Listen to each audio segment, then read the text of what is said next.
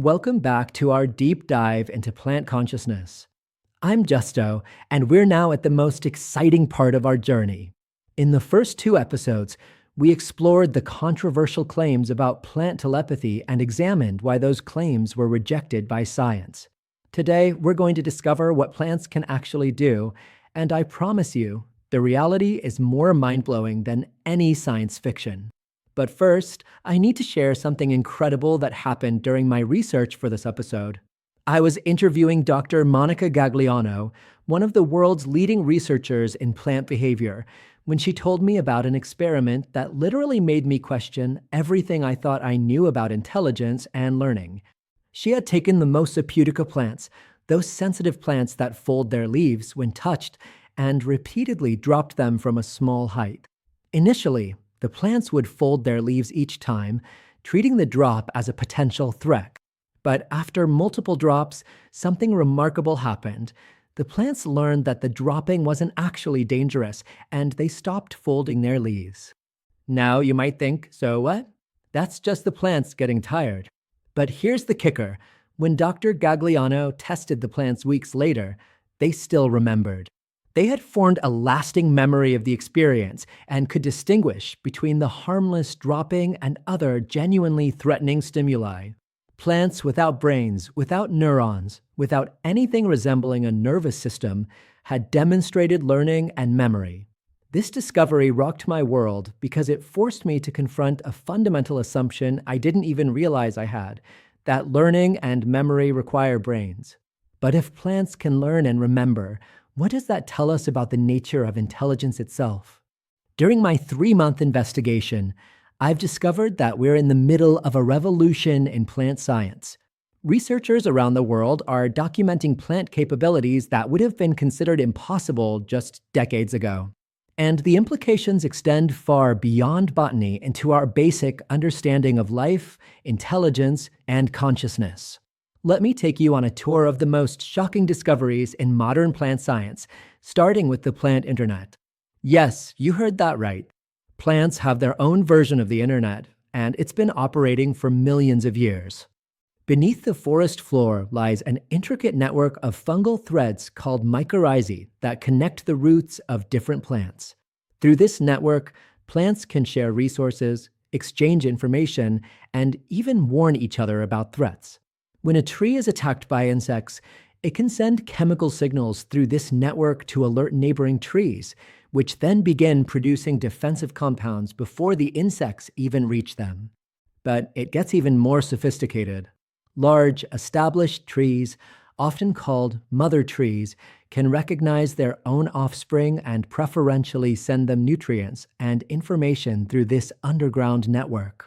They can distinguish between related and unrelated seedlings and allocate resources accordingly. Think about that for a moment. Plants can recognize family relationships and make decisions about resource allocation based on genetic relatedness. Dr. Suzanne Simard's research on forest networks has revealed that forests function more like superorganisms than collections of individual trees. The trees are constantly communicating, sharing resources, and coordinating responses to environmental challenges. When one tree is dying, it can actually transfer its resources to neighboring trees, ensuring the survival of the forest community. But plant intelligence extends far beyond these underground networks. Individual plants demonstrate problem-solving abilities that would impress any cognitive scientist. Take the simple pea plant. When faced with multiple potential supports for climbing, pea plants can assess the options and choose the most optimal path. They can detect the diameter, texture, and stability of potential supports and make decisions that maximize their chances of successful growth. Even more remarkably, plants can anticipate future conditions and prepare for them. They can detect subtle changes in light quality that indicate the presence of competing plants and begin adjusting their growth patterns before competition becomes intense. They can sense the approach of changing seasons and modify their metabolism, growth, and reproductive strategies accordingly. The research on plant decision-making has led some scientists to propose that plants possess a form of intelligence that operates without centralized processing. Unlike animal intelligence, which is concentrated in the brain, plant intelligence appears to be distributed throughout the entire organism. Every cell, every tissue, can potentially participate in sensing, processing, and responding to information. This distributed intelligence allows plants to process multiple streams of information simultaneously. A single plant can monitor light levels, soil moisture, nutrient availability, the presence of beneficial or harmful microorganisms, chemical signals from neighboring plants, and dozens of other environmental variables, all at the same time.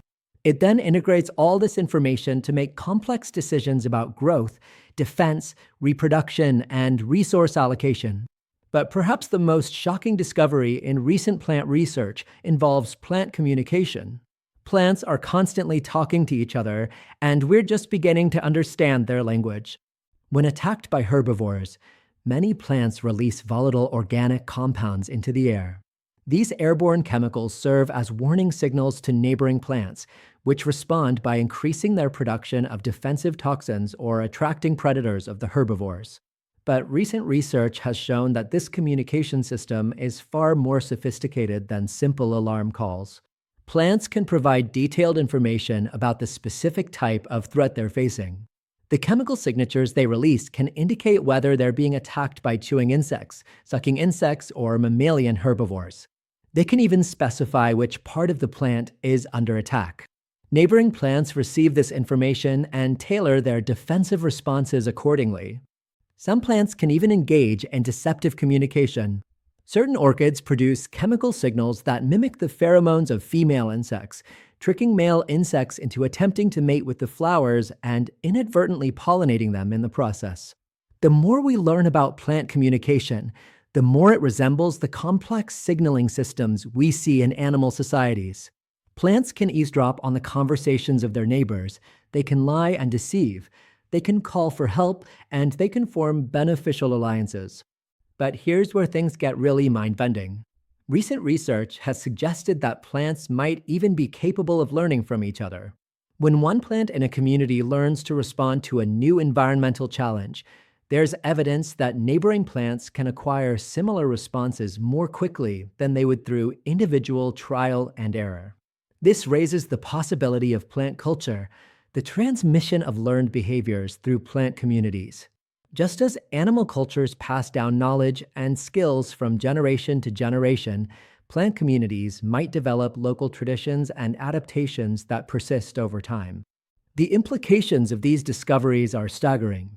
If plants can learn, remember, communicate, make decisions, solve problems, and potentially even develop cultural traditions, what does this mean for our understanding of intelligence and consciousness? Some researchers, like Dr. Monica Gagliano, argue that we need to expand our definitions of these concepts to include plant-like forms of cognition. They suggest that consciousness might not require a brain, that intelligence might not require neurons, and that awareness might exist in forms we've never considered. Others remain skeptical.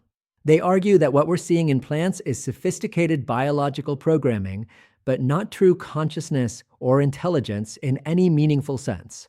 They point out that plants lack the centralized nervous systems that are considered essential for consciousness in animals. This debate touches on some of the deepest questions in philosophy and neuroscience. What exactly is consciousness? Is it simply the processing of information, or does it require subjective experience? Can there be intelligence without awareness? Can there be awareness without a brain?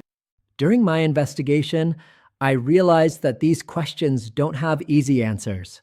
The more I learned about plant capabilities, the more I questioned my assumptions about consciousness and intelligence.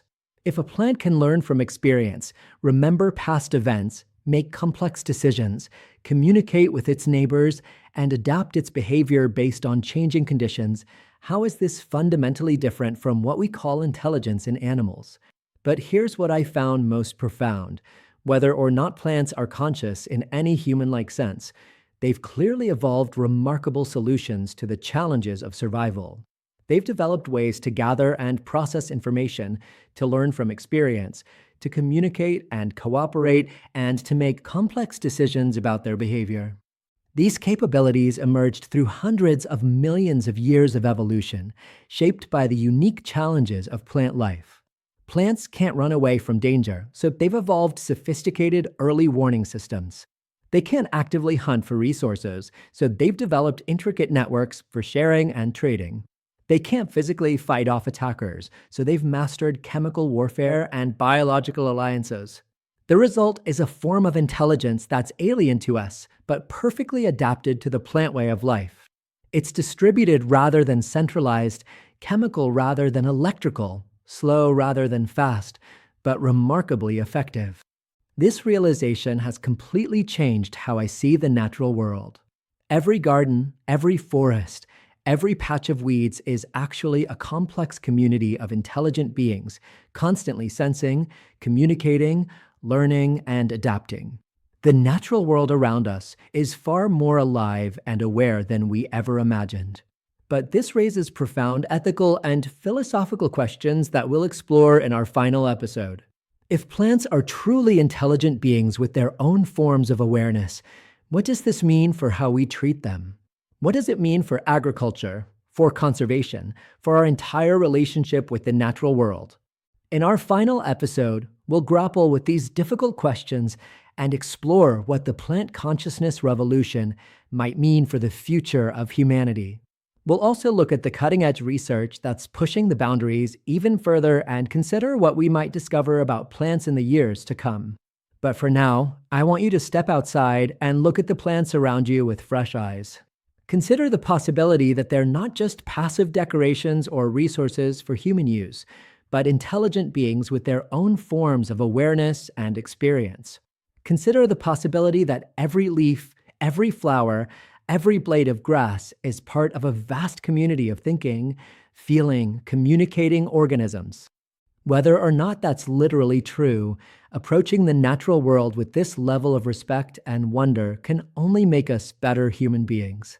And in our final episode, we'll explore how the plant consciousness revolution might help us become better stewards of the remarkable planet we all share.